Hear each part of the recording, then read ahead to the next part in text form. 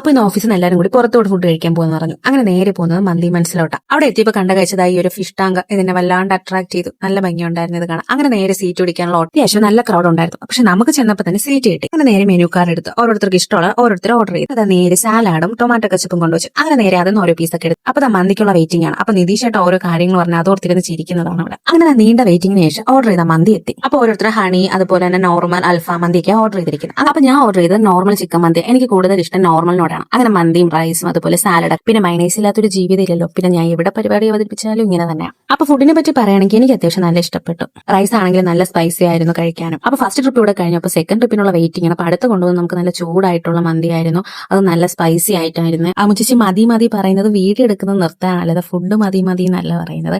അങ്ങനെ എല്ലാവരും എൻജോയ് ചെയ്ത് ഫുഡെല്ലാം കഴിച്ചു. അത് കഴിഞ്ഞ് നമ്മൾ ഓർഡർ ചെയ്തത് ലൈം. അങ്ങനെ എല്ലാവരും ഓരോ ലൈം എല്ലാം ഓർഡർ ചെയ്ത് ഞാൻ ഓർഡർ ചെയ്തത് മിന്റ് ലൈമാണ്. എനിക്ക് മിന്റ് ലൈമ കൂടുതൽ. എനിക്ക് മന്തിയുടെ ലൈം കുടിക്കാനാണ് കൂടുതൽ ഇഷ്ടം. എന്നാലും എനിക്ക് സാറ്റിസ്ഫാക്ഷൻ കിട്ടുള്ളൂ. അങ്ങനെ ഫുഡ് അങ്ങനെ എല്ലാവരും ഹാപ്പി ആയിട്ട് ഫുഡെല്ലാം കഴിച്ച് നമുക്ക് കുറച്ചു ടൈം ഒക്കെ സ്പെൻഡ് ചെയ്യാനും കുറച്ച് മെമ്മറീസ് ഒക്കെ ഷെയർ ചെയ്യാൻ നല്ലൊരു ഡേയും കൂടെ ആയിരുന്നു.